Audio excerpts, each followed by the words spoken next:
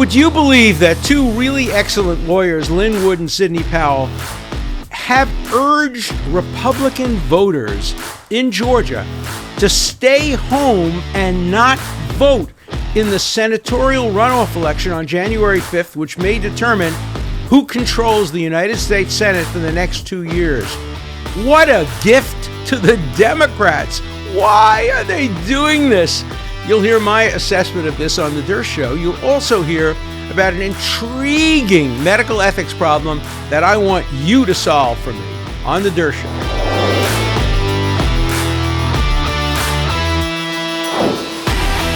Get a special session of the legislature now. Do not be fooled twice. This is Georgia. We ain't dumb.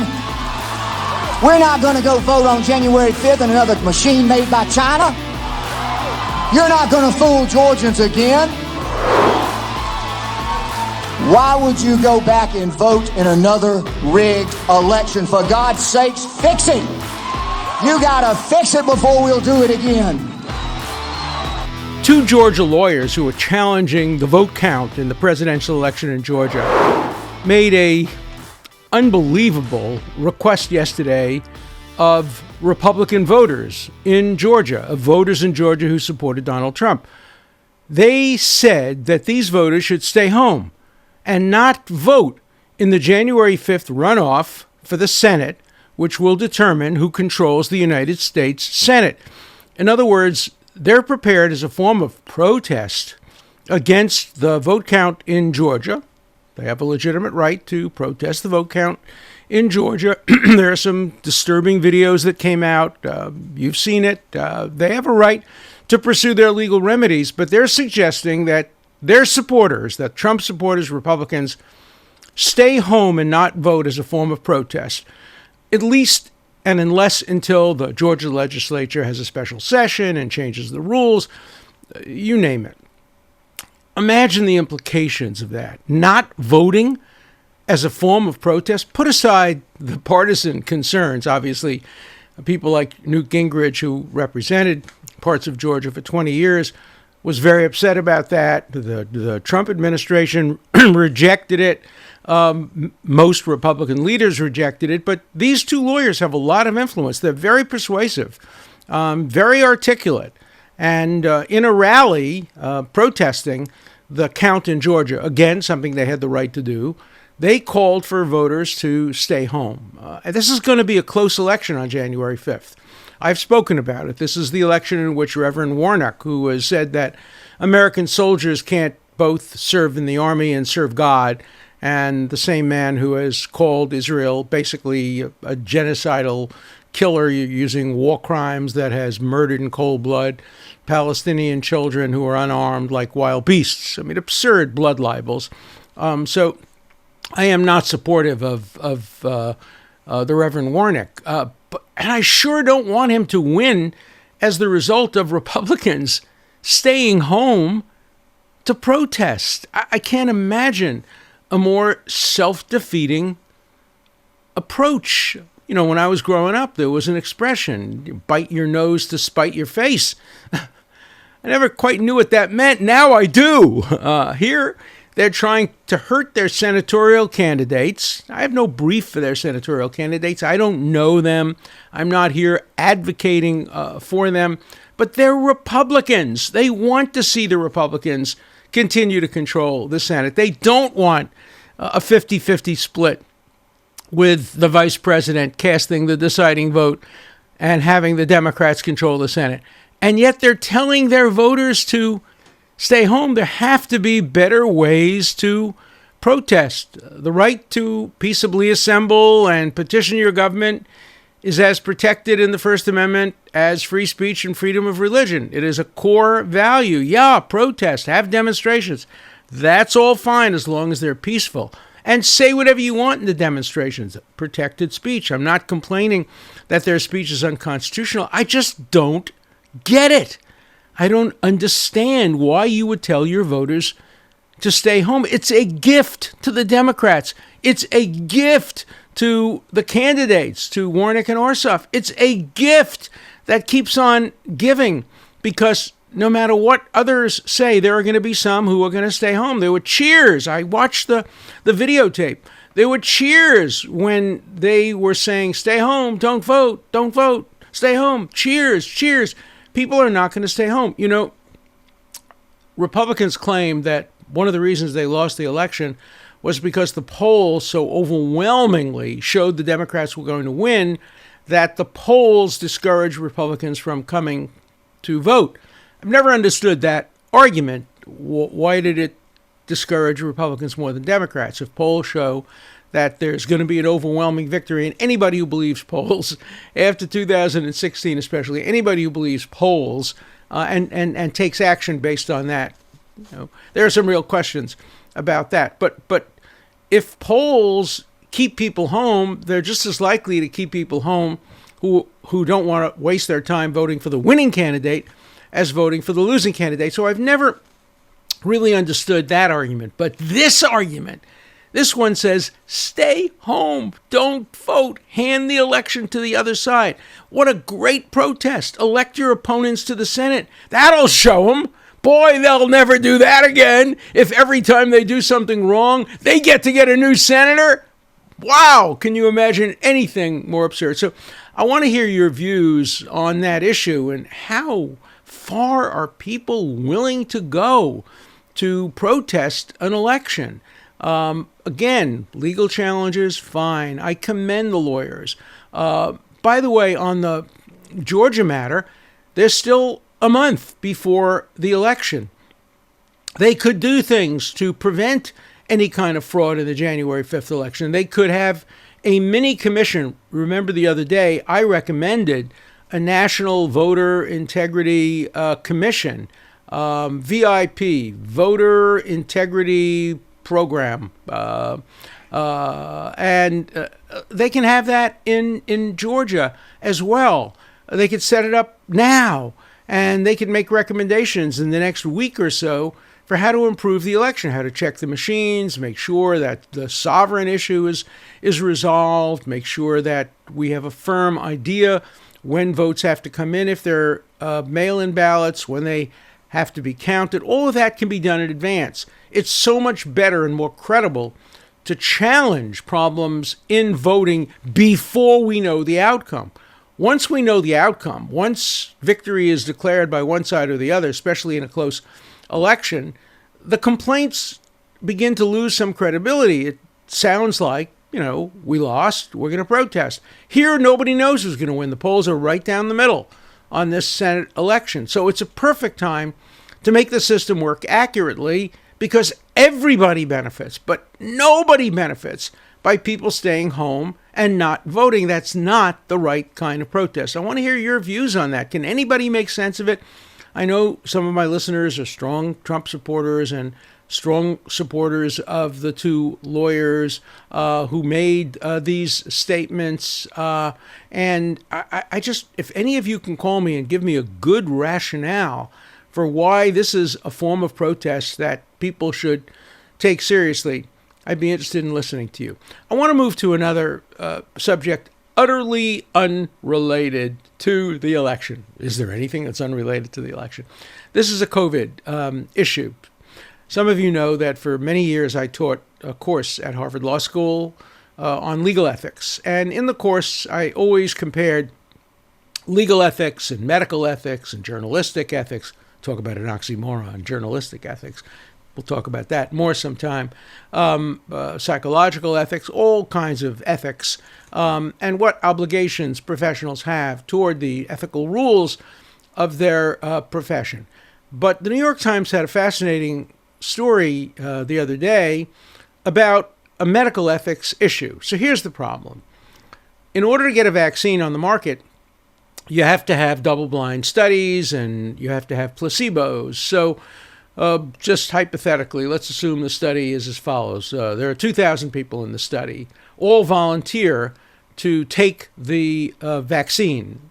Nobody at this point is assured of its safety, but these are volunteers. These are adults. These are competent adults. They're either doing it for the benefit of humankind or whatever. They agree to do it, and half of them are given the proposed vaccine. and the other half are given placebos. That is an injection which may have, nothing in it. Nobody knows whether you're receiving the placebo or the vaccine. And then they do a comparative test to see what happens to the people who had the vaccine and the people who didn't have the vaccine. Well, the vaccine seems to be working so well that the New York Times story said some of the people in the study say, we got to give it to everybody. We have to now give it to the people who were receiving the placebo. This goes back to Jonas Salk, the hero of my youth, 1953, when I was 15 years old. He developed the Salk vaccine, which basically cured polio, which was a scourge of my day. One of my good friends died after being on a ventilator of polio at the age of 13 or 14. Horrible, horrible disease. And Jonas Salk did the same thing. There was a placebo experiment. And once the Salk vaccine proved effective, he demanded that people who were receiving the placebo receive the vaccine. And he said, if anybody dies or becomes incapacitated as a result of not taking the vaccine or could have taken the vaccine, he said, that's on my head. I can't abide by that. I want everybody to do it. And they overruled him. They said, no. The experiment has to continue. It's a 2-year experiment because we want to make sure not only that no side effects or no untoward problems occur in the first 3, 4, 5, 6 months, but we want to see the long-term effects. We also want to see how long the vaccine lasts. Is it a vaccine that lasts only 6 months and has to be retaken?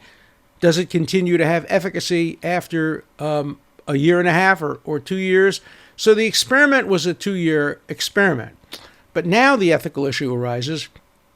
Do you deprive these good people who volunteered to be part of the experiment, part of the study, do you deprive them of the right to have the real vaccine in order to keep them as part of the experiment? The experimenters are split about it.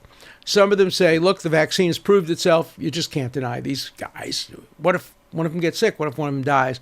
We can't do that.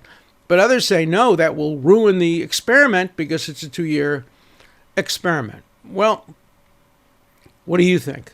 What's the right ethical answer? I always think before you get to the ethical answers, you should think about empirical answers. Are there any other ways of dealing with this? And I think there are a couple of other ways of dealing with this, and I wonder what you think about my ideas. I'm not a medical expert, but I am an ethics expert, and so I've thought about these things a good deal. Let's assume there are 1,000 people in the experiment, and 500 of them got the placebo, 500 of them got the real one. Why not call the 500 who got the placebo in and say, look, you got the placebo. We need people to continue on this experiment for 2 years. But we'd like 100 of the 500 of you to volunteer to do that. And the other 400, you can leave the experiment, and indeed, in exchange for the good deed you did, we're going to put you on the top of the line, the front of the line. You can get the vaccine. So you'd have 100 people left to conduct the experiment. I don't know whether the scientists would find that acceptable, but at least it's worth thinking about. Another would be to just take 200 people randomly off the street who didn't get the placebo, or 500 people who didn't get the placebo, and who don't want to be vaccinated, whether they're anti-vaxxers or people who are skeptical or people who have religious objections, whatever. And you now bring them in. How are they different than the 500 people who were under placebo? They were receiving a placebo too. Their placebo was their orange juice in the morning or their coffee at night. But they're in the same medical situation. Now, you'd have to control for differences. You'd have to make sure that the people you got off the street, the anti-vaxxers, etc., fit the profile of the people who got the vaccine so that you'd be able to have comparative analysis. But why not do that? That satisfies two ethical obligations. Number one, anybody who was in the experiment who wants to get the vaccine gets it. And you also satisfy some of the anti-vaxxers who don't want to get the vaccine. So you say, you don't want to get the vaccine? Fine. At least be part of an experiment now. We'll follow up on you. We'll see what happens after a year and after 2 years. So I think there are solutions to this complex ethical problem, short of having to make these terrible, tragic choices. I used to teach a course in which I included a section called Tragic Choices, where there's no right solution. You know, everybody knows the trolley example. The conductor of a trolley car or a train is on a track, and he loses control of the train, and the brakes fail. And if he goes straight ahead, there are 5 people right ahead of him on the track who will die. But if he switches and goes to a different track to the left, there's only 1 person on the track, and that person will die. Does he have the right to actually switch the track and kill that 1 person in order to save the lives of 5 people who would die if he did nothing passively? I mean, those are the kinds of tragic choices that I put to my students in the class. And of course, all the students try to avoid the tragic choice. Well, maybe he should run it off the track. No. It's my hypothetical. I get to tell you the rules. There are only 2 alternatives. 5 die or 1 dies. There's no third alternative. But you always search for the third alternative. And here I'm proposing a third alternative. Anti-vaxxers off the street, 100 of the people in the experiment. So let's make this a class on medical ethics and medical practice. Call in and tell me what you think should be done with the people who are in the experiment, the good people who are there to help you. And we've now determined the vaccine is effective and doesn't have side effects. And should they be given the option of being able to get the vaccine first, or at least in line under their normal circumstances? My wife today put me in the computer in Massachusetts, and I found out that because of my age and other conditions, I'm, I think, 700th on the list of people who can get a vaccine. My wife, who's younger and healthier than me, is like 20,000th. So, these decisions are going to be made. Who gets the vaccine, who gets them first, who gets them last. You get it without regard to who you are, how rich you are, how famous you are. Your name is not put in the computer, just the factors that give you a place on the list. So, seminar on ethics. Give me your opinion. Call in. I want 2 calls, 2 types of calls after the Der Show today. I want you to tell me what you think of what the 2 lawyers, Powell and the other, Lynn, are suggesting not to vote. And I want you to tell me, how do you think to resolve the issue of the people who were the placebo part of the experiment? I want you to think. This show is designed to make you think, to shake you up a little, to not have you just follow the usual course of listening to what other people say. I know many of my listeners are very independent. I know from your calls. So please call me and engage in a dialogue with me by your phone calls on these 2 issues, or any other issues which you want to raise. Complain about me, rail against me, object to what I've said, or agree with me. But always give good reasons for your arguments. So let's go to callers now on the Der Show. Our first call today is from Massachusetts. Hi, Alan. I'm Perry in Massachusetts. I came here 10 years ago from China. I want to tell you, you are right now very famous among Chinese immigrants. Coming from communist China, we are definitely terrified by the cancel culture, blacklisting people, media censorship, and you have very briefly spoken against those. Thank you very much. You have mentioned you visited China during Cultural Revolution and witnessed one of the court trials there. Could you tell us more about that experience of yours? And my question is that, do you afraid American courts are becoming more and more political, and judges begin to follow their ideologies more and more, like what's happening in China, instead of unbiased interpretation of the law? Thank you. Oh, thank you so much for your great call. As you hinted at, I love China. I've been there. I've lectured twice at their universities. I went and visited courts. I first went there at the end of 1979 with my son Elon. It was the end of the Cultural Revolution, and the lawyers were just coming back from the pig farms, and I gave a series of lectures in the major cities, and they were attended by just thousands of lawyers who were thirsting for knowledge because they had been victimized by the Cultural Revolution for so many years before that. And had a great time. I went to a prison, played basketball with some prisoners, went to a trial. It wasn't much of a trial. After the evidence was taken, the judge said, "I've heard all the evidence. Now let's hear from the masses." And the doors were flung open, and hundreds of people from the street just went into the courtroom yelling, "Guilty, guilty, guilty." And of course, he was convicted and sentenced to prison. I hope our American system never comes like that. I get emails every day from people who would be very comfortable with the Chinese legal system. People who say, how can you defend people who might be guilty? How can you defend President Trump? How can you defend O.J. Simpson? How can you defend Jeffrey Epstein? How can you defend Klaus von Bülow? Well, I wish everybody had a chance to go to China in 1979 and see what the alternative is to a real trial with real defense attorneys. It's just amazing. I even get letters from lawyers, just recently, from a lawyer who said I was violating my oath of my profession by defending people who may turn out to be guilty. Well, how do I know whether they're guilty or innocent until there's a trial? There is a mindset in America today that we know the truth. We don't need trials. We don't need due process. If a woman accuses you, of course the woman's telling the truth. Of course the man is lying. If you have views that are different from the politically correct views on college campus, why do we have to listen to them? That's what cancel culture is all about. The denial of due process, the denial of free speech. And that's why I have a new book out. Hey, commercial time. I have a new book out. It's called Cancel Culture: The Latest Attack on Free Speech and Due Process. You can get it on Kindle. You can get it on Amazon.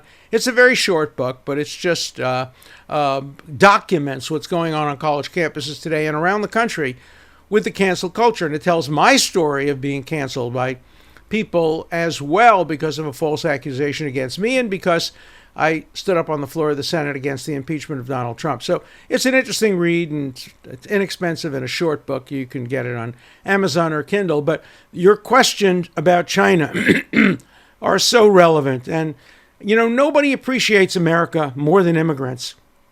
My grandmother, who came from Poland in the first decade of the 20th century, was one of the most patriotic Americans. She just loved America because she had lived in Poland. She had seen what it meant to live through pogroms and discrimination. In America, she was an equal citizen. She loved it. And I experienced that with my friends in Cuba who came from Cuba, my friends from Asia and other parts of the world, and Russia. I spent a lot of time defending the rights of Russian dissidents. And when they came to America, many of them became conservatives because they were so virulently anti-communist. The same thing happened in Israel. Don't be surprised when you see immigrants come from countries that have experienced the horrors of communism and totalitarianism.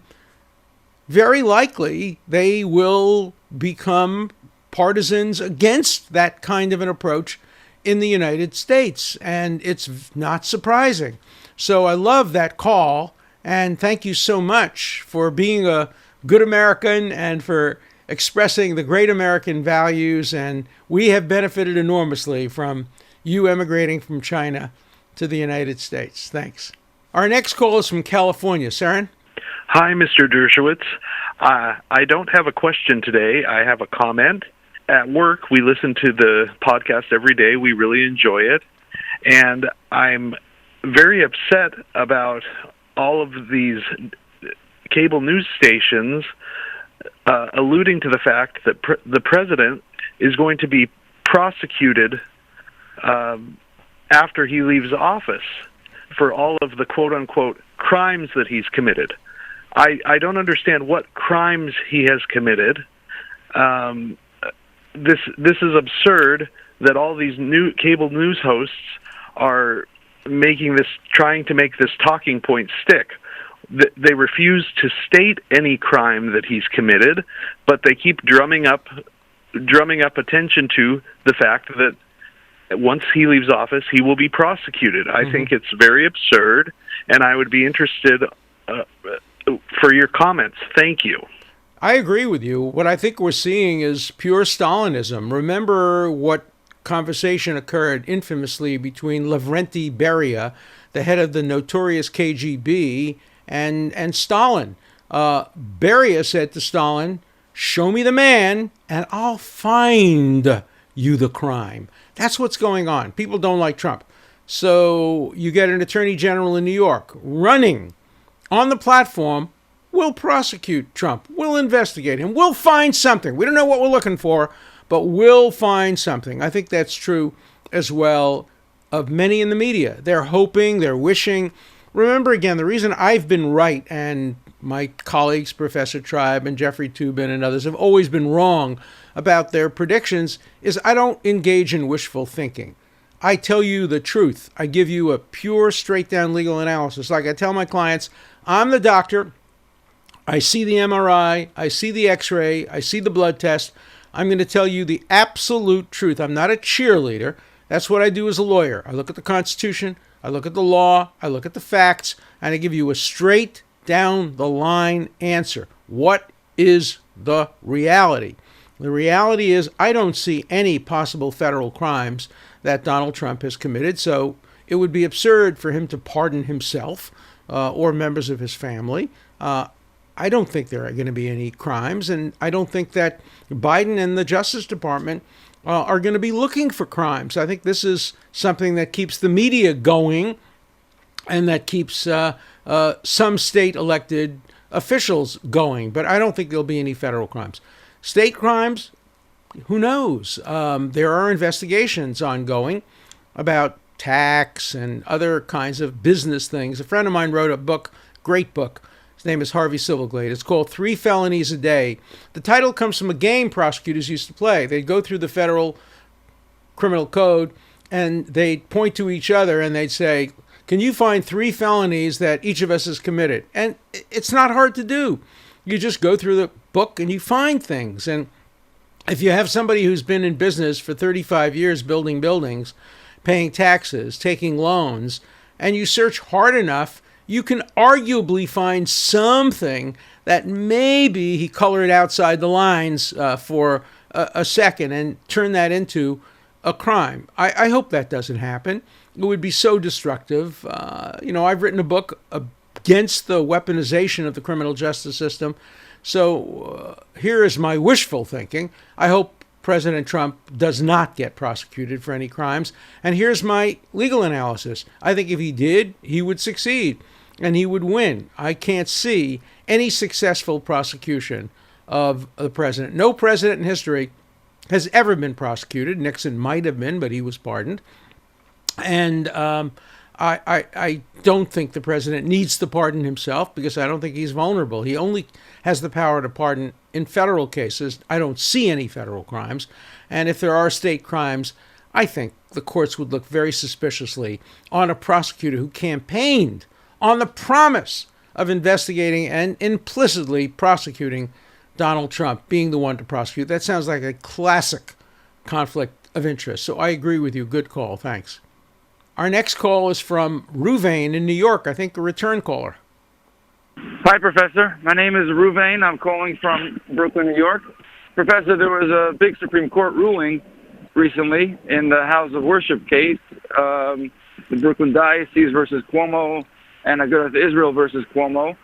And this is a big First Amendment case, maybe a landmark ruling for pandemic religious liberties, and I don't believe that you've commented on it. So as a First Amendment scholar, I'm wondering if perhaps you would consider dedicating maybe an entire show to a discussion of this subject and these cases. Thank you. You're absolutely right. It's a very important issue. Let me be very clear. The Supreme Court did not render an official decision yet. They only rendered a preliminary decision.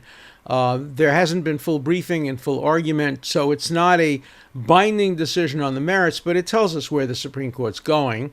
And the only issue in the case really was whether the case was ripe for adjudication, because Governor Cuomo had already changed the rules, and some of the rules that were challenged were no longer in effect. But the majority said that these rules could come back in effect, so we're going to consider them, at least for purposes of preliminary relief. I think the right answer is this.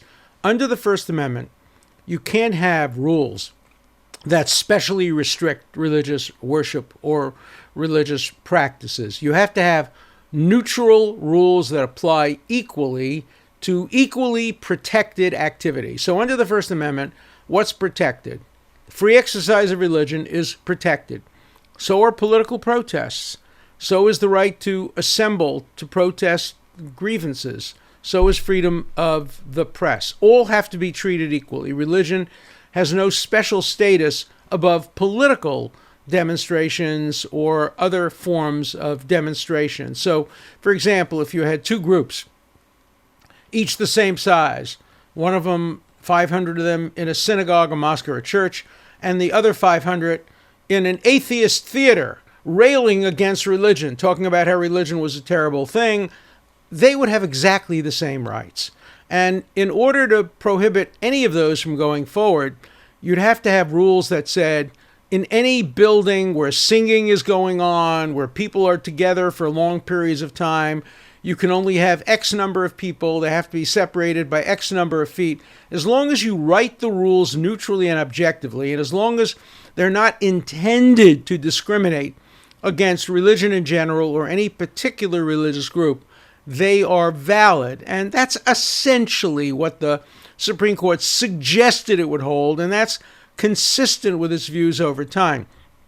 Historically, there have been some, including my friend, the great liberal justice, William Brennan, who took a different view from me and who said, maybe religion has a slightly higher status than some of these other activities. Remember, we fought wars over religion. The purpose of founding the United States was in large part religious freedom. Rhode Island was specifically established. Roger Williams, religious freedom. Maybe it has a special status. That's not been the majority view of the Supreme Court in recent years. But at the very least, you can't have any discrimination against religion. And I've seen some discrimination in New York against religion. It seems to me there are efforts to kind of stereotype and scapegoat very religious groups, whether they be religious Hasidim in Brooklyn or in Muncie, or other religious groups that are called ultra or extreme religion. There's no place for that in our society. We need objective rules that equally apply to equal demonstrations. You might have different rules for outdoor demonstrations. If you have a Black Lives Matter demonstration versus a Yom Kippur service in a synagogue, you can't distinguish them based on the content, but you can say that more leeway is given for outdoor demonstrations because it's less likely to spread the virus than sitting around for hours in a synagogue, a mosque, or a church. Those are fair, objective rules. But you can't have a different rule, for example, for a church and for a concert if the same amount of risk applies to a concert or a synagogue. Now, it's interesting. Could you say the following? Look, if you go to a concert or an opera, you don't sing. You sit still. I actually do. When I go to the opera, I hum, and the people in back of me always complain. But, that's who I am. But I don't sing out loud. Whereas when I go to synagogue, I sing Adon Olam, and I probably spit a little. So I can imagine a rule that says if you're singing, whether you're in a choir, a secular choir, a religious choir, different rules apply than if you're sitting quietly. Those rules are all appropriate, but discriminating against religion is not appropriate. So it's a very good question, and the decision foretells, I think, where the Supreme Court is likely to be going, and it's probably in the right direction. Let's turn now to our next caller. Hi, Professor Dershowitz. This is Moshe from Jerusalem again. I would like to comment on your question of the legality and morality of dispatching Osama bin Laden. As a victim of Arab terror, I was hijacked by the PFLP in September 1970. I'm going to try to keep my personal desire for revenge out of this discussion, but my belief is that it's important to send a message to aspiring that they will end up paying with their life. Case in point is how terrorist Lala Khaled has been lionized lately and asked to speak in various forums at American universities, no less. So yes, to prevent terrorists from becoming heroes, I feel it is necessary to make examples out of them. By the way, I enjoy my front row seat at your lectures, and I'm pulling for an A+. Thanks for your great class. Thank you so much for being a great student and a repeat caller. I agree with you. I think that part of the function of the law is deterrence. And what the University of San Francisco did with Layla Khaled, who was a mass murderer, I mean, she didn't succeed only because the Israelis had marshals on board the plane dressed up as ordinary passengers and were able to stop her from killing the people that she intended to kill. But to make a hero out of her is terrible. I think also in the United States, we've made heroes out of some of the left-wing terrorists during the 1960s and 70s and the Weathermen and other organizations. That's always a mistake, to make a hero out of a terrorist. And so I wasn't objecting to how Osama bin Laden was dispatched. I was just saying that the dispatching of future harm doers like Soleimani and the Iranian nuclear scientist is even more justified than the neutralization or punishment of Osama bin Laden. I thought the Osama bin Laden was a harder case than these other two cases because it was reactive and these other two cases are proactive. But I take your point. I think the idea of making heroes, and I really appreciate your call, having been a victim of terrorism. I can't imagine what you must have been through on an airplane, not knowing whether you'd ever see your family again. And look, both Israel and the United States fight very hard against terrorism, to their credit. And does it occasionally mean killing somebody? The United States did it. Israel has done it. Every law-abiding country that complies with the rule of law sometimes feels it necessary to kill a terrorist to prevent him from engaging in future acts of terrorism. So, good call. Our next call is from John in New York. Hello, Professor Dershowitz. I'm John from Manhattan, and I have a question about your stance on the Electoral College. You seem to have implied before that you see it as an antiquated institution, and your defense for that is now that we're more of one country, more of a centralized system, and we used to be the United States with an emphasis on the states. It seems to me that, even though I agree that the system now is certainly more centralized, that's not an argument it's in itself against federalism, and obviously the Electoral College is a device of federalism to some extent.